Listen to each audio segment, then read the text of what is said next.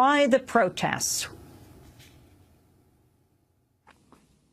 Well, China has practically shut the door on Hong Kong's political reform. And instead, they've announced this framework under which they will screen out any election candidates Beijing finds undesirable, unwanted by Beijing. This is fake democracy. We cannot accept any fake democracy. It's going to be like North Korea.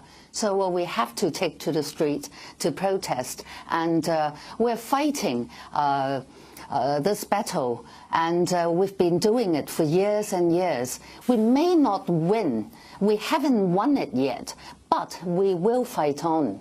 On Monday, pro-democracy protesters in Hong Kong disrupted a speech by the senior Beijing official Li Fei of China's National People's Congress. They chanted slogans, waved placards accusing Beijing of breaking its promise to allow Hong Kong to select its leaders directly. After the protests stopped, Li Fei continued to defend Beijing's position. The goal of the nomination committee is to reduce the risks involved in universal suffrage. 1. It reduces the risk of political confrontation. 2. It cuts the risk of a constitutional crisis. And 3. It minimizes the risk of populism. In mainland China, attitudes about the events in Hong Kong are reportedly mixed. On China's Twitter-like platform, Sina Weibo, some users have criticized protesters in Hong Kong for pushing for democracy now rather than while under British colonial rule. One user wrote, quote, "I just want to ask Hong Kongers, how is it that during British rule you didn't even bring up the one-person, one-vote demand for Hong Kong's governor?" Could you respond to that, Claudia Mo?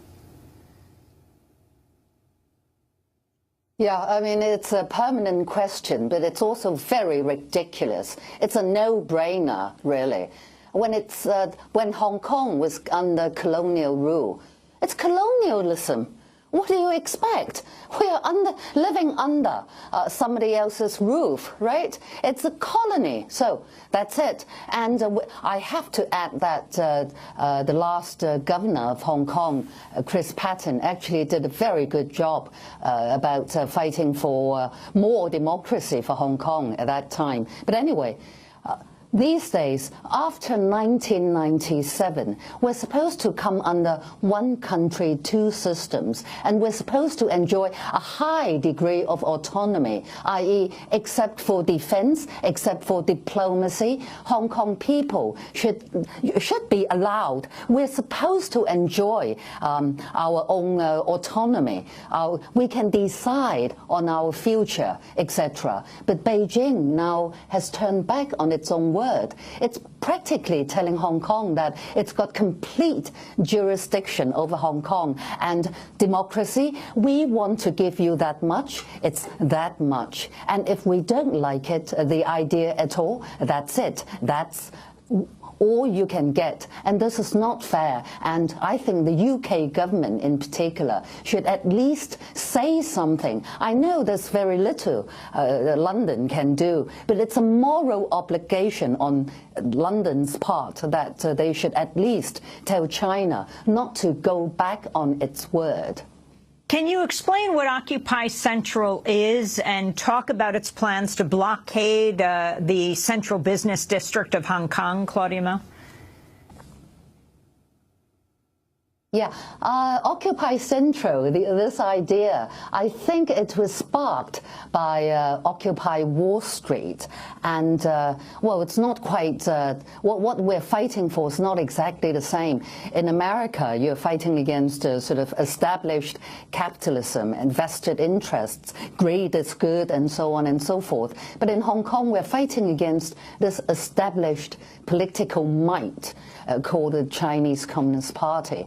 And we use the Central District, which is our CBD, as the equivalent.